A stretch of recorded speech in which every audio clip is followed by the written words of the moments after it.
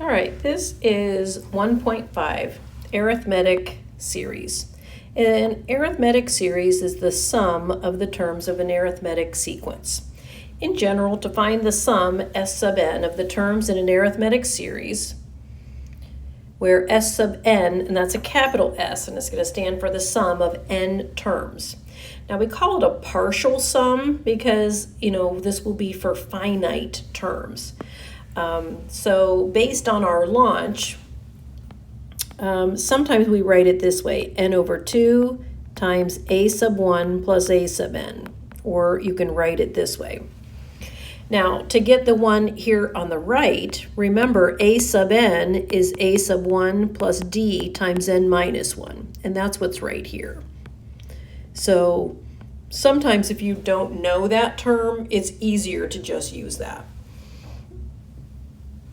So in letter A, it says find the sum of the first 120 terms of this series. And remember, a series is the sum of the terms in a sequence. So this is arithmetic because it has a common difference of -2. So I really want to do the sum of 120 terms, 120 over 2, and then a sub 1 is 20.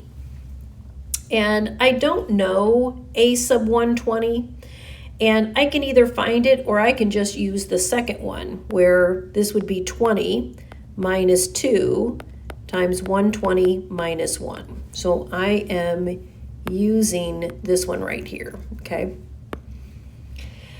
All right, so that's 60. And when I do all of that, I got -202, which is -12,120. Now it says, what does this look like phrased with sigma notation? Well, this would be the summation. I runs from 1 to 120, and then all I'm going to do is use the a sub n formula. So let's do that. That would be 20 minus 2 times n minus 1. So that's what, 22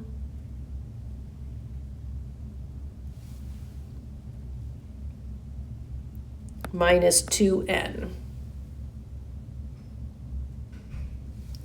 So you can just plug that in there. That's what it would look like with a sigma notation.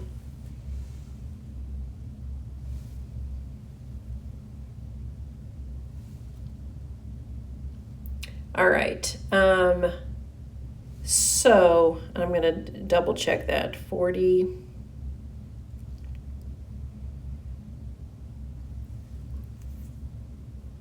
Yeah, I'm going to have to go back and double check that, but I think that's right. All right, then in part B, what value of n is S sub n -760? So this is like saying -760 equals, I have n over 2. And if you start with a sub 1 plus a sub n, all right, well, I don't know a sub n. But what I'm going to do is use the second formula again. So that's 20 minus 2 times n minus 1. All right, so we're going to do a little multitasking here. I'm going to multiply both sides by 2, which is -1,520. This is 40 plus 40 plus 2, so that's 42 minus 2n. So that's 42n minus 2n squared.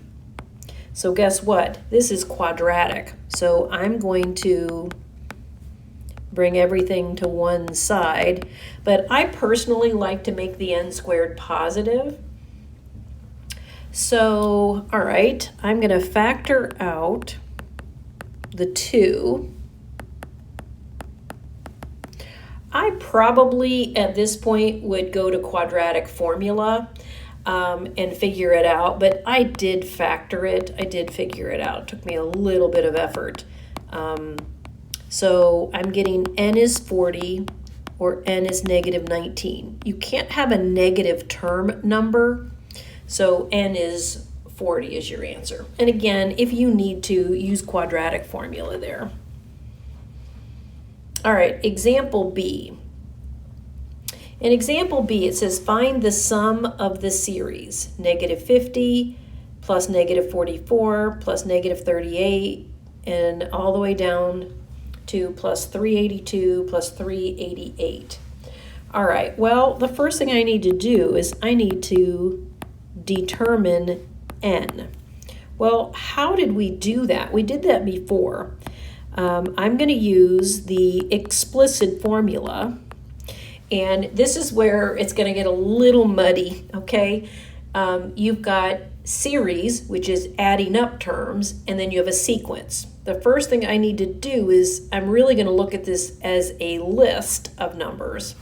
And I know 388 is going to be -50. I am adding 6.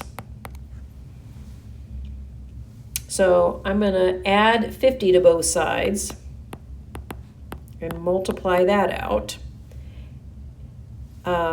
Then you can add 6. So I'm getting n is 74. So I'm actually trying to add up the first 74 terms. So that's 74 over 2.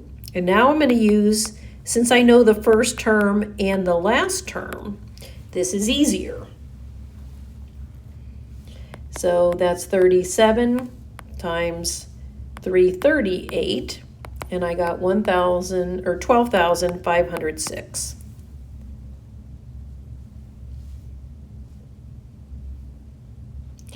All right, then example C. It says evaluate each expression. Okay, so do you realize looking at this that this is arithmetic, okay? If it's like mx plus b, that's going to represent arithmetic. So my first term, if I plug in 1, is 2 minus 1. And I can do the last term, which is 2 times 123 minus 1, which is 245. So this is just asking me in another way to sum the first 123 terms of an arithmetic series. So it's going to be 123 over 2, 1 plus 245. So when I did that, pause the video and try it, I got 15,129. All right, now on this one, okay, k runs from 3 to 13. So my first term is actually a sub 3. So that's 3 times 3 plus 2, which is 11. My last term is 13. Now the problem is, what's n? And this is, it's actually not 10. Like, use your fingers here. If I did 3, 4, 5, 6, 7, 8, 9, 10, 11, 12, 13, that's 11 numbers. So watch what I'm going to do. I'm going to do s sub 11 is 11 over 2, and then it's 11 plus 41, and you get 286. All right, then the last example. There's lots of lovely applications. It says there are 26 seats in the first row. So let's call that a sub 1 is 26. The second row has 29, and the third row is 32, and so on. So can you tell this is arithmetic, and my common difference is 3. It says how many total students can be seated in the first 6 rows. So I want s sub 6. The first term is 26. Now I'm going to use, because I don't want to go out to the 6th one, I'm going to do a sub 1 plus d times the 6 minus 1. So add that up, I got 201 students, okay? And the last one, how many rows of seats do we need in order to seat 2,500 students? So let's do 2,500 n over 2, and I'm going to use the same above, 26 plus 26 plus 3 times the n minus 1. Multiply by 2 to get rid of the fraction. And then that's 49 plus 3n. And let's kind of multitask. That's going to be 3n squared plus 49n minus 5,000. I couldn't figure that one out off the top of my head, so I did quadratic formula. I said negative b plus or minus square root b squared minus 4ac all over 2 times the a. Pause the video and see if you can figure that out.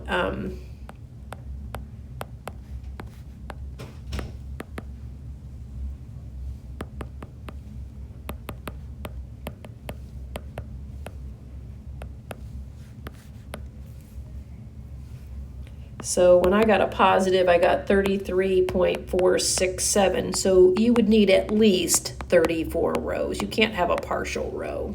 Okay? All right, well, that finishes the notes.